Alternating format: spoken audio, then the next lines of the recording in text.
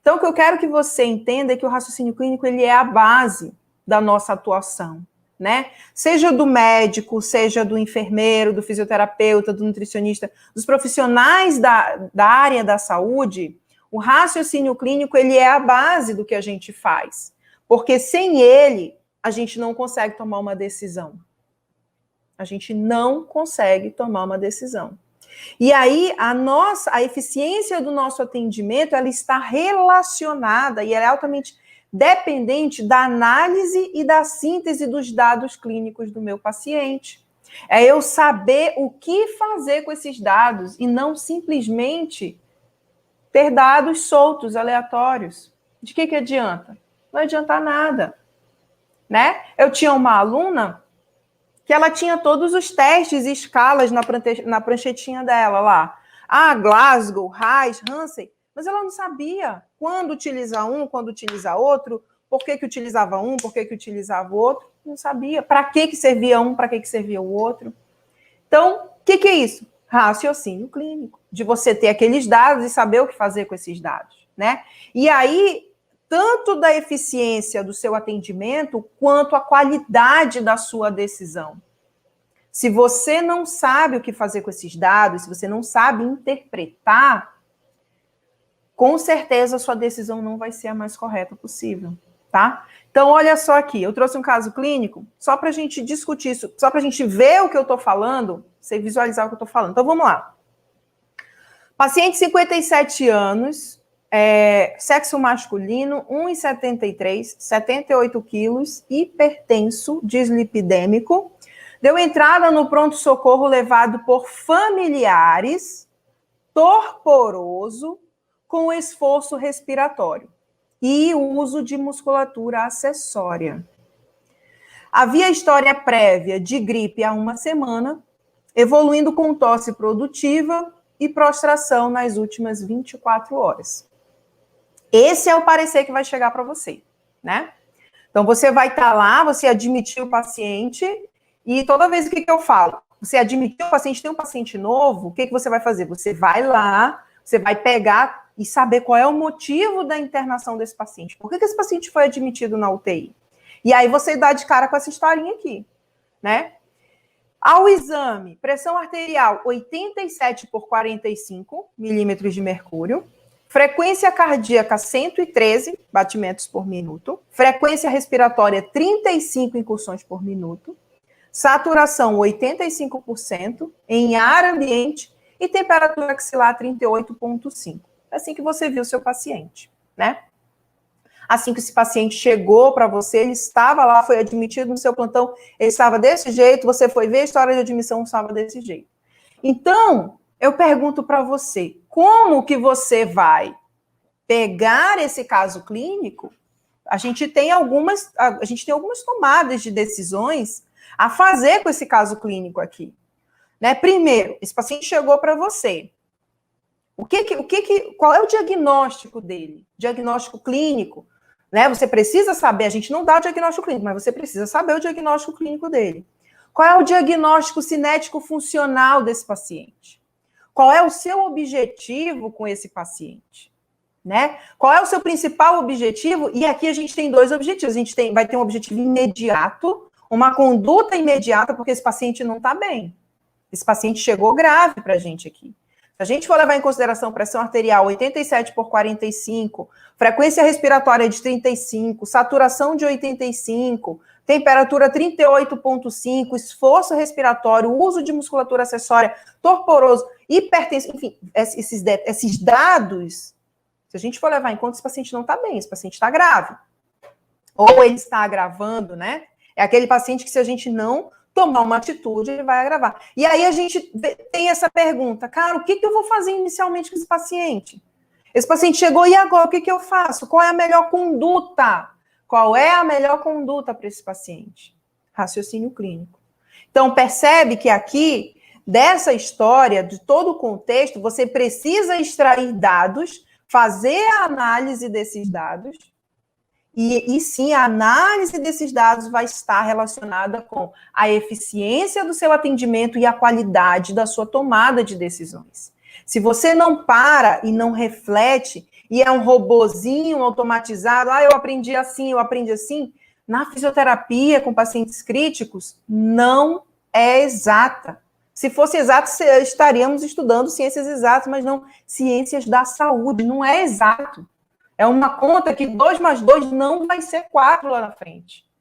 Tá? Não vai ser exato, porque tem muitas variáveis.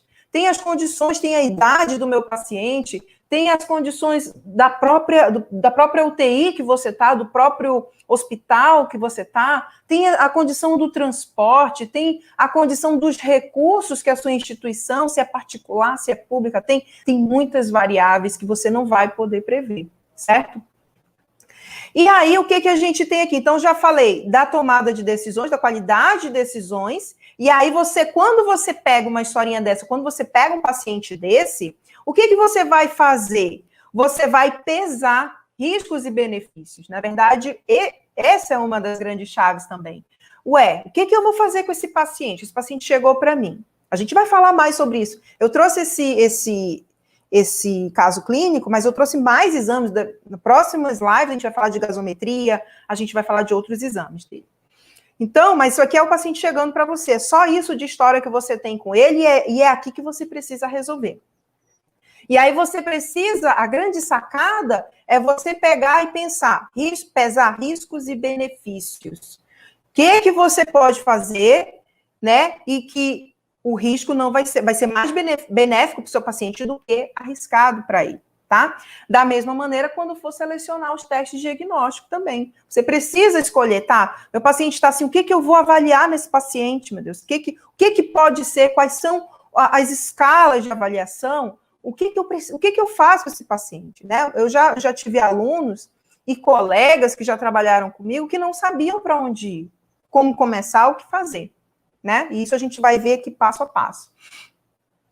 Então, para você, né, ter esse raciocínio clínico, o que ele é, na verdade? Ele é uma mistura de você ter uma base na prática clínica, né? Claro, Cíntia, vai ter muita gente que vai falar assim para mim, Cíntia, eu não tenho experiência.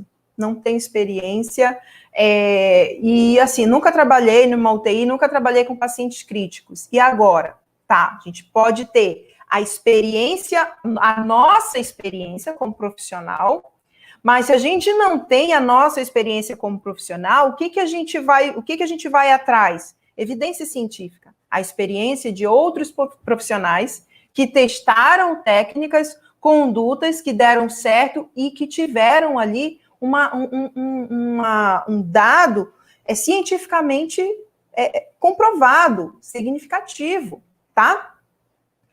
Outra coisa, o raciocínio ele depende da análise e síntese dos dados, como eu já falei, qualidade das decisões, você pesar riscos e benefícios, e ele tem muito a ver com a sua maneira de pensar e tomar decisões, tá? Qual é o objetivo do raciocínio clínico nesse caso aqui? Primeiro, a gente precisa identificar ou rejeitar uma doença. Então, vamos analisar de novo. Eu tenho aqui, meu paciente é hipertenso, dislipidêmico, deu entrada no pronto-socorro levado por familiares torporoso, com esforço respiratório de musculatura acessória. Se a gente for parar para pensar aqui, eu sempre costumo perguntar. A primeira coisa que você anota aí no seu caderno, tá? O paciente chegou para você, qual é a entrada dele? Qual foi o principal motivo? A maioria dos pacientes que vão para o CTI, se não for um CTI específico, uma UTI específica, insuficiência respiratória, né? Ou rebaixamento de nível de consciência, ou problemas cardíacos, né? São os 3 principais motivos de admissão, né? Ou respiratório, ou neurológico, ou cardíaco. Tá? Então, são os 3 principais pontos ali, principais motivos de entrada. A não ser que você esteja ali. Eu trabalho numa UTI de doenças infecto-contagiosas. Então, para mim, chegam muitos pacientes, pessoas que vêm com HIV/AIDS, mais infecções oportunistas, SIDA, né? Chega também para mim pacientes com tuberculose, pacientes com meningite, pacientes com histoplasmose, com várias doenças infecciosas, leptospirose, malária, dengue, então doenças infecto-contagiosas. UTIs de pacientes oncológicos também tem a sua especificidade, tá? Então, se você não estiver nessas UTIs, estiver numa UTI geral, e tem as cirúrgicas, né? Cirúrgicas, traumáticas, se você estiver numa UTI geral, então, principalmente doença respiratória, rebaixamento de nível de consciência ou algum problema cardíaco. Por que é importante você saber disso? Que é para você direcionar o seu diagnóstico funcional, né? Para onde você vai direcionar esse diagnóstico. Se a gente parar para pensar na nossa história, a gente tem aqui, ó, paciente torporoso com esforço respiratório e uso de musculatura acessória. Será que foi? Aí olha o raciocínio clínico, a gente já começa a pensar aqui. Será que esse meu paciente rebaixou o nível de consciência e por isso está com esforço respiratório? Ou será que esse paciente estava com esforço respiratório e rebaixou? Eu tenho essas duas frentes, né? Só que isso só de eu ler até aqui, tá? Sem antes continuar a história. Porque se eu venho aqui, ó, havia história prévia de gripe há uma semana. Opa, gripe. Então, é respiratório, né? Percebe a gente linkar esses dados? Percebe a gente ficar linkando esses dados aqui? Então, até ali eu vi torporoso, opa, neurológico, com esforço respiratório e musculatura acessória. O paciente ele pode rebaixar e ele pode ter um padrão, um ritmo irregular da respiração, né? Só que aí, ó, gripe há uma semana, evoluindo com tosse produtiva. Então, respiratório. Mas eu vou descartar o neuro? Não vou descartar. Então, eu tenho uma queixa respiratória e uma queixa neurológica. E aí, eu vou identificar ou rejeitar uma doença ou uma disfunção com provável diagnóstico. Eu posso dizer aqui, tuberculose. Um exemplo, tuberculose. Ó, gripe há uma semana, evoluindo com tosse produtiva. Tuberculose, não, né? Não faz sentido. Aí, o que vem aqui agora? O que vem aqui? O que você conhece, tudo que você estudou na faculdade sobre as doenças, né? A gente não viu lá, a gente não tinha o módulo de pneumo, em que passamos por todas as doenças, fibrose cística, asma, DPOC, ixi Maria, era um monte de doença, né? Era o módulo de pneumo, ou então de respiratório, enfim, era um monte de doença. E aí vem lá no módulo de pneu, em que você estudou sinais e sintomas. E quando você vai estudando os sinais e sintomas, a apresentação clínica da doença, conceito da doença, fisiopatologia, lembra? Eu lembro que na minha época, minha professora, eram 300 e poucos slides, né? E aí ela colocava lá e toma-lhe a falar. Falava e a bicha parecia uma metralhadora. Falava. Então, aí você começou a ouvir e aí começou a armazenar aqui, ó. Começou a armazenar a apresentação clínica da tuberculose, a apresentação clínica, sinais e sintomas da pneumonia. E aí a gente começa a pensar assim, caramba, tuberculose, saturação 85%, aí, além dos sinais vitais, além do que você estudou, que você lembra lá da doença, que você estudou a apresentação clínica, tem aquela prática clínica. Eu trabalho muito com pacientes com tuberculose. Pacientes com tuberculose são pacientes que... tuberculose grave, tá? Tuberculose no paciente crítico é um raio-x horroroso, né? Cheio de infiltrados, consolidações, é um raio-x muito feio, que se você olha para aquele raio-x, muitas vezes você não acredita que o paciente não está entubado, que é um paciente que está lá em cateter nasal e um raio-x muito feio. Então, muitas vezes, o paciente HIV, tá? HIV-TB. Então, você olha e você não condiz a clínica com o que você está vendo. E um paciente com TB, mas não se descarta, né? Não, a gente não vai descartar, a gente precisa pensar, né? Rejeitar ou identificar a doença. E aí você vê 85% esforço respiratório é alguma doença respiratória. Pneumonia, será que é pneumonia? Será que é tuberculose? Que pode ser. Aí você já começa a se questionar. Você começa a explicar esses achados clínicos. Olha, ele estava com uma gripe há uma semana, evoluindo com tosse produtiva. Tuberculose tem tosse produtiva. Gripe, será que ele não estava confundindo? Mas gripe, se ele falou gripe, ele tinha outros sintomas de gripe. E aí você começa a pensar para explicar os achados clínicos e as suas prováveis causas. Olha, esse paciente aqui, ele está com uma temperatura de 38,5. 38,5, esse paciente está com febre. Então, você Entende? Você está conseguindo entender qual é o raciocínio que você vai...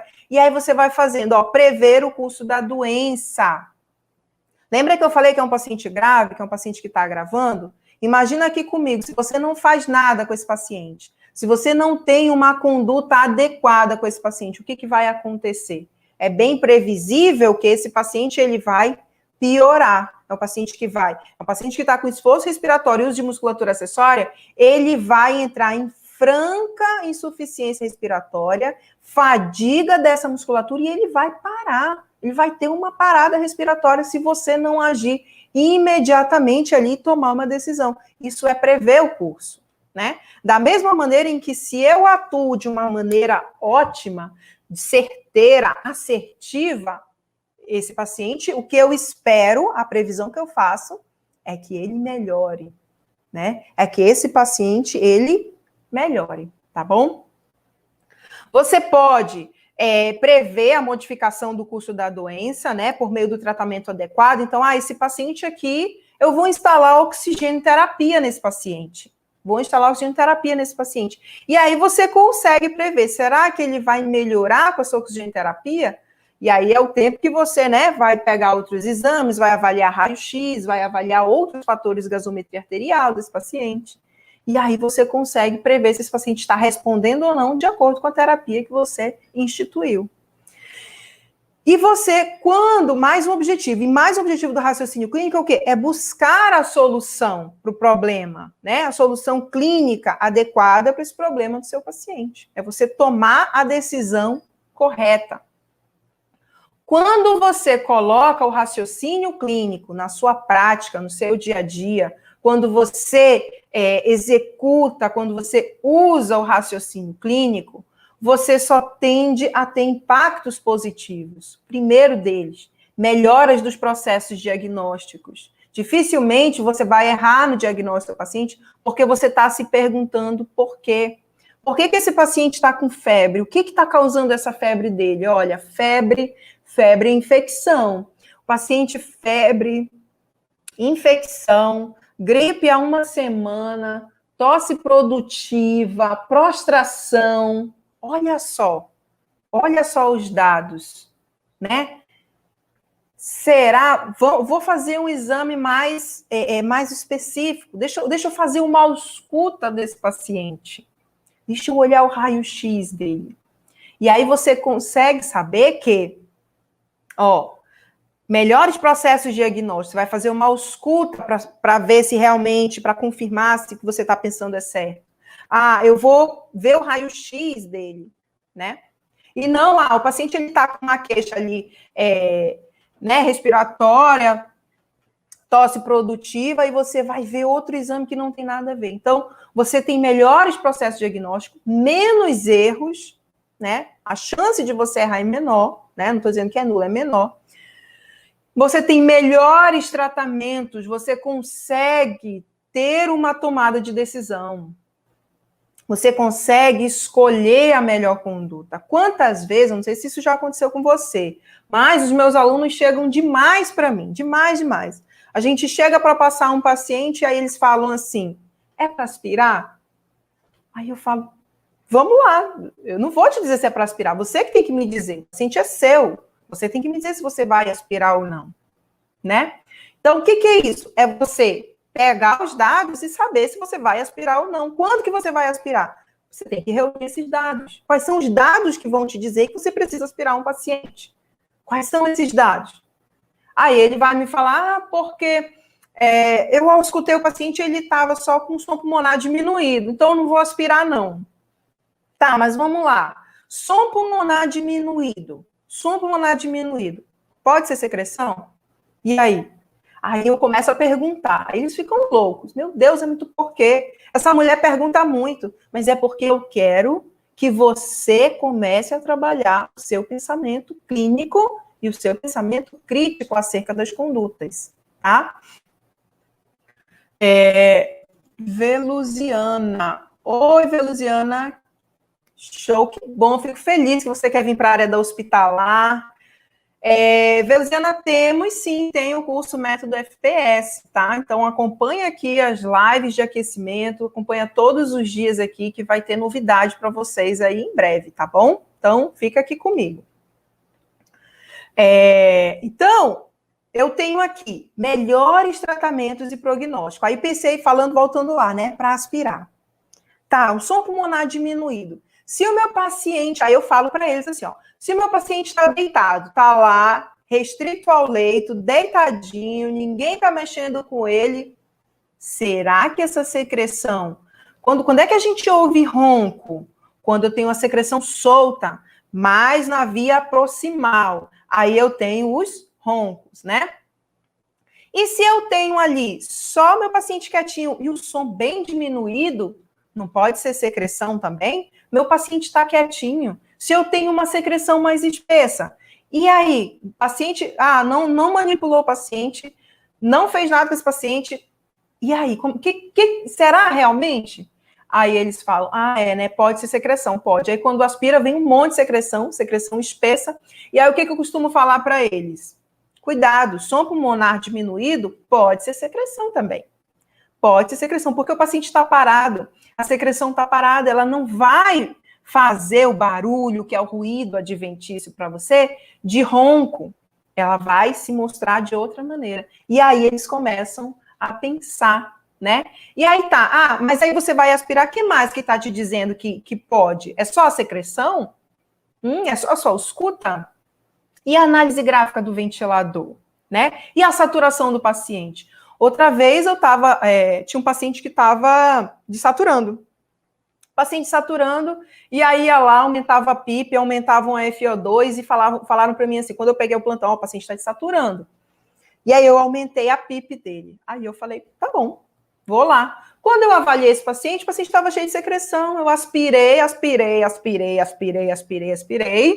Só que era um paciente que estava com som pulmonar diminuído. Se a gente fosse botar ali, tinha 3 cruzes para baixo, 3 setinhas para baixo. Estava muito diminuído.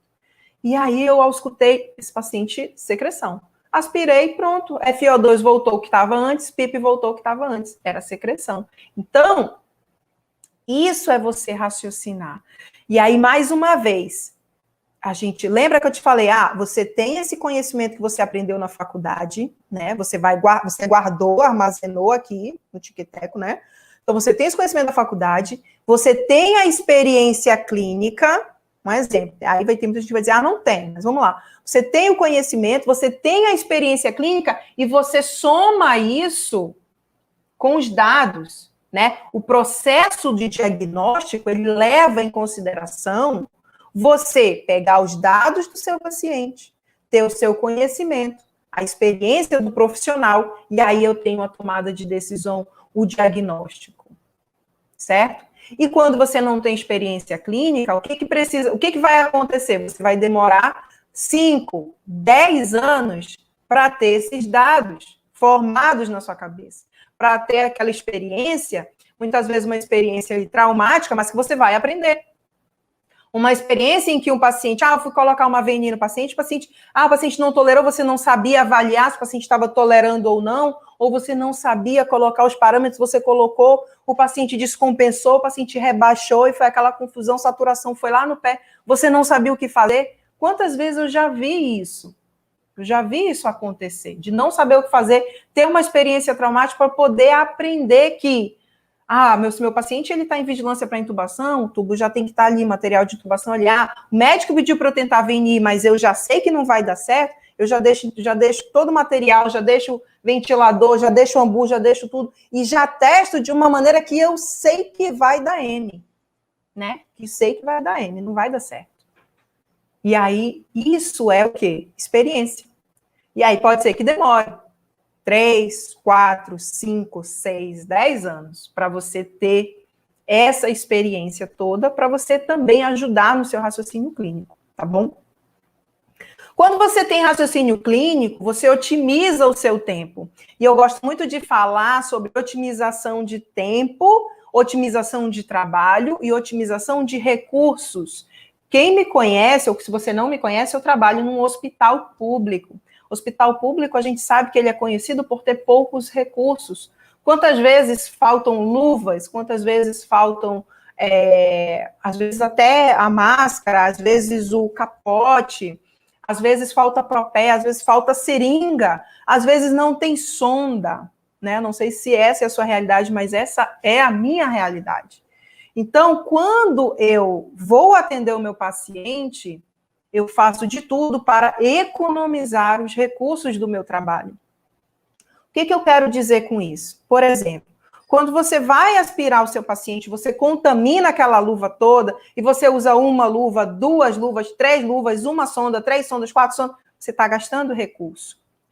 Quando o seu paciente, quando você vai lá no seu paciente, monitoriza, você vai no seu paciente, às vezes o paciente isolamento de contato, você se paramenta todo, isolamento respiratório, você todo paramentado, você vai lá. Ah, puxa vida, esqueci a sonda, esqueci o soro, e agora?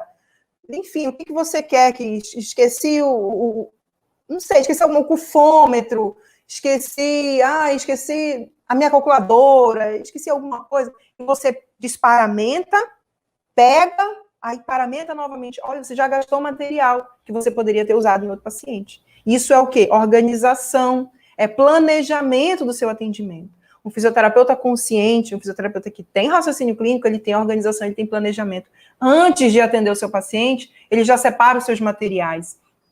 Ele já vê quem são os pacientes que estão entubados, quem são os pacientes que vai ser preciso aspiração, né, ali, provável, né, de você já levar. Não que você vai aspirar todos os pacientes que estão entubados, mas se o paciente está entubado, as chances que ele seja aspirado é muito grande, né? Ainda mais se você já conhece ele.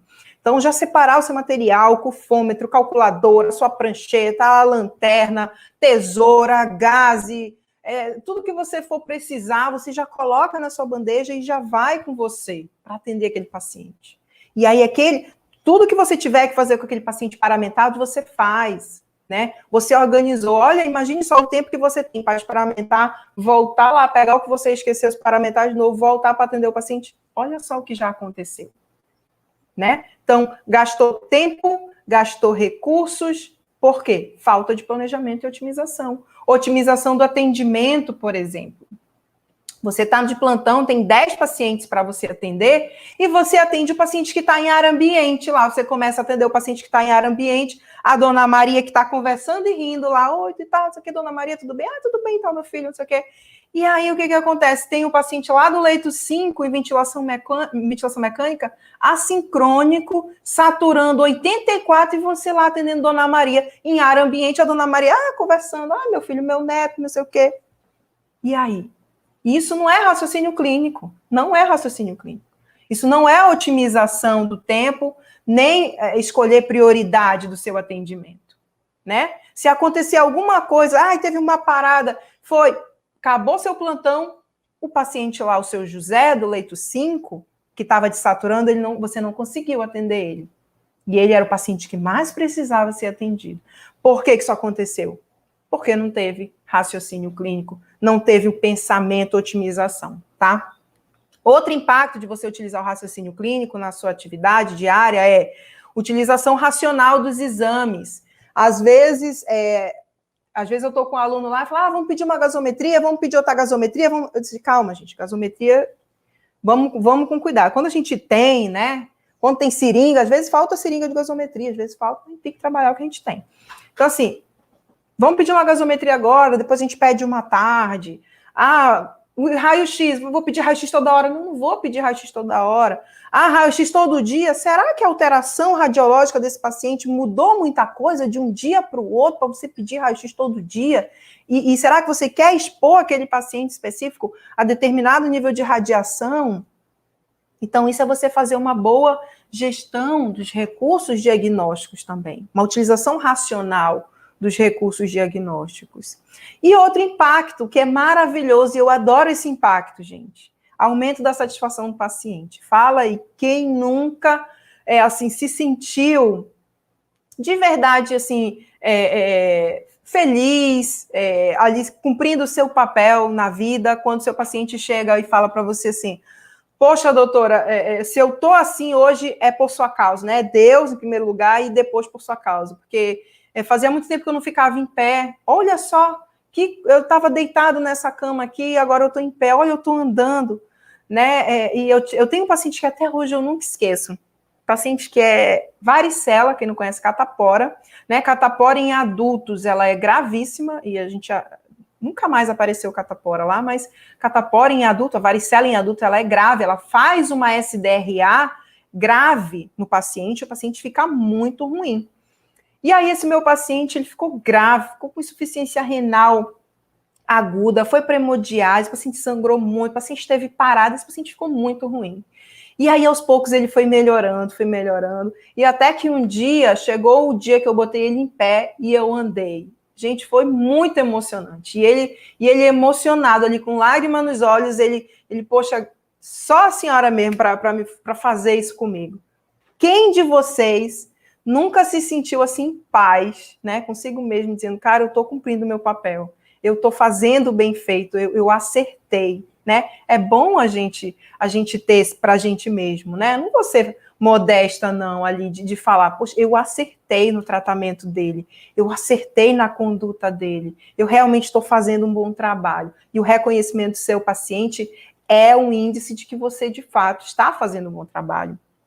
E esse outro, né? Autossatisfação profissional. É você se sentir bem e cada vez que você acerta, você fica mais confiante.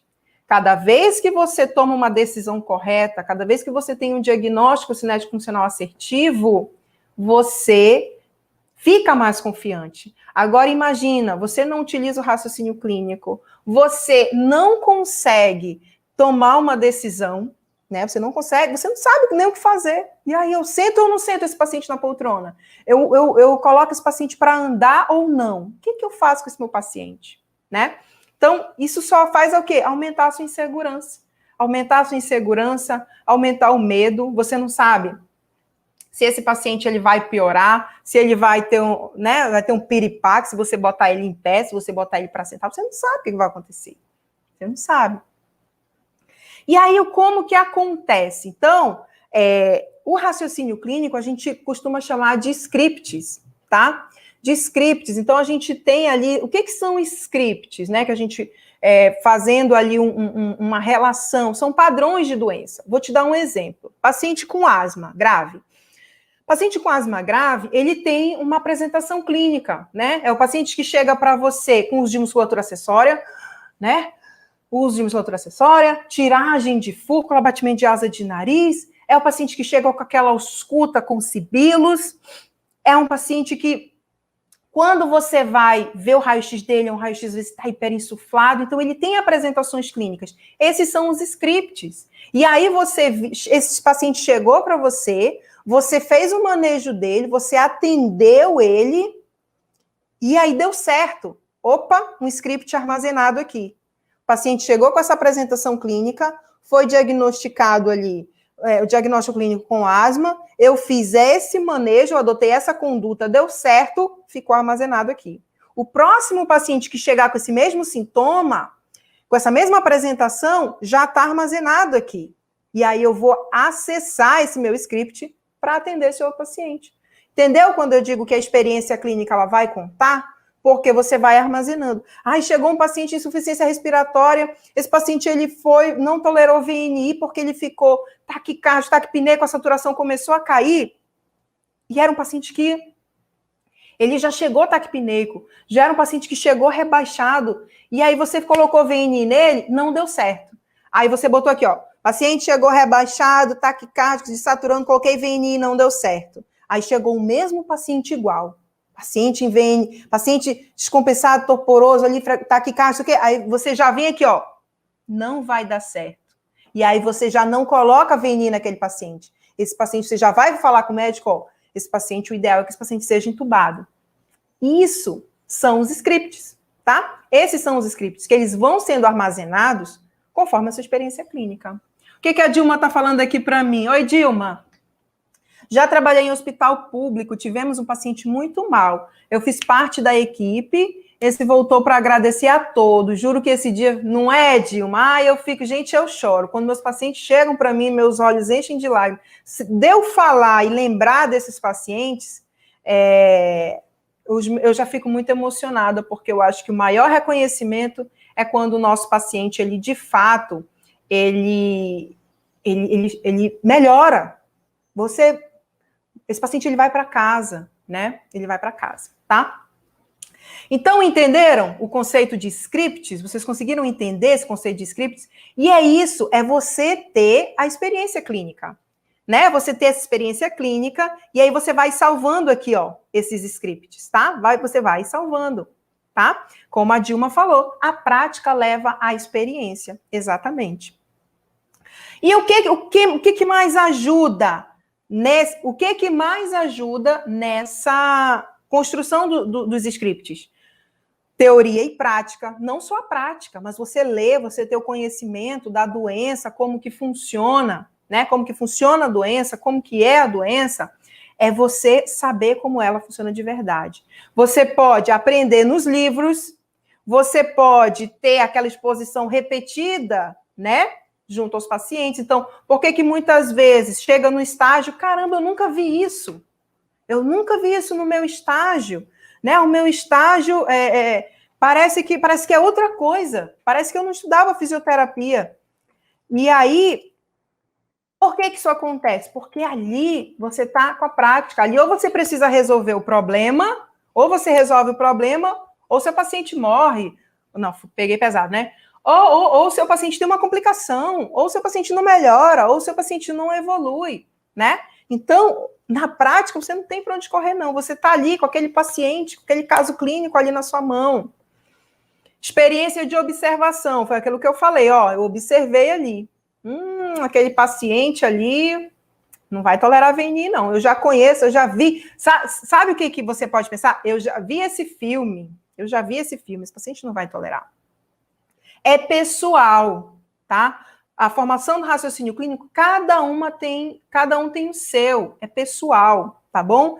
Ele é acumulado ao longo dos anos de profissão. Então, não adianta também, muitas vezes eu tenho um aluno ali que ainda nem graduou, né? Um aluno do último período.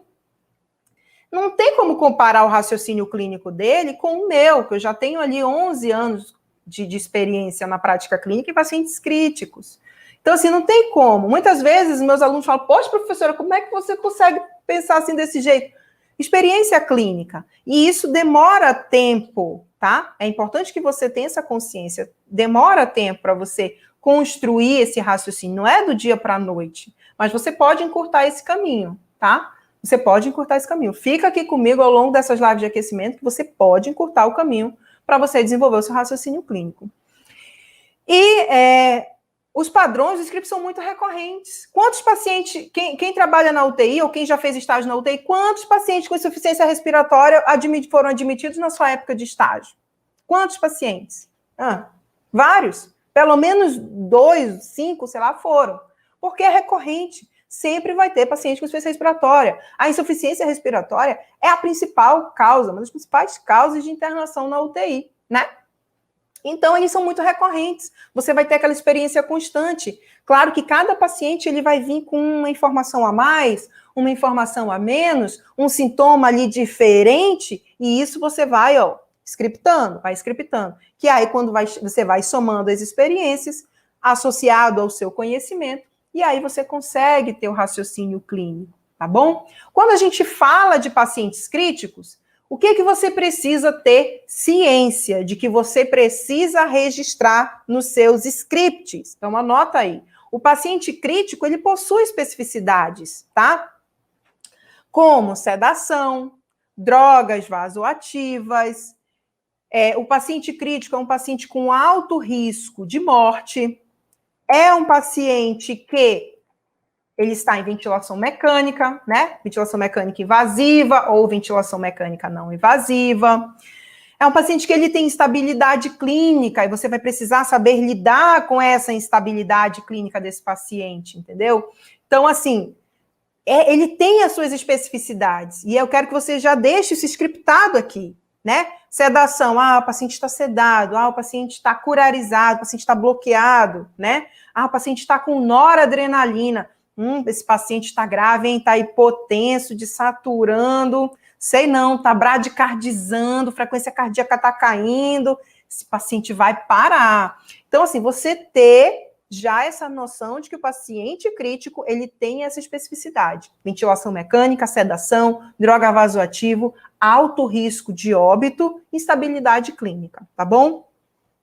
E quais são os scripts recorrentes do paciente crítico? Um eu já falei, insuficiência respiratória aguda. Insuficiência respiratória aguda, rebaixamento do nível de consciência, insuficiência cardíaca pode aparecer muito para você, traumas, né? Paciente com acidente automobilístico, paciente que teve ferimento por arma de fogo, paciente que teve ferimento por arma branca, deixa eu ver o que mais, pacientes cirúrgicos, oncológicos, doenças infecto-contagiosas. Então, os pacientes vão ter esses scripts. Dependendo das UTIs, ou se for geral, você vai registrando esses scripts, tá?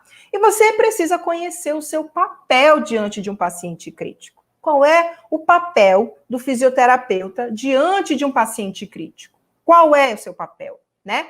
Você tem isso bem estabelecido, porque como é que você quer saber para onde você vai, né? Se você não sabe onde você está, né? Quem eu sou, né? O que eu faço? Então, o papel do fisioterapeuta diante de um paciente crítico é restabelecer a capacidade funcional prévia dele. Esse paciente, lembrar que esse paciente antes era um paciente que ele tinha vida, era um paciente que andava, era um paciente que ia para o trabalho dele, era um paciente que antes ele não precisava de um ventilador mecânico para respirar, era um paciente que antes não ficava restrito ao leito. E o seu papel é devolver isso para ele. Então, se você tem consciência, se você é um fisioterapeuta consciente, você sabe o seu papel, você quer devolver aquela qualidade de vida para o seu paciente, ou se não devolver, deixar ele o mais próximo possível da vida que ele tinha antes. Esse é o seu papel. Você tendo consciência disso, nesta live de hoje, eu já deixo aqui, né, já me dou por satisfeita, tá? Se você já entendeu o seu papel, então coloca aqui no comentário, coloca aqui, ó, hashtag restabelecer a capacidade funcional do paciente. Coloca aí que eu quero. Essa foi a big idea da nossa live de hoje. Então, o nosso principal papel coloca aí, hashtag restabelecer a capacidade funcional do paciente. Eu fico por aqui, um grande abraço. Tchau, tchau, gente, um grande abraço.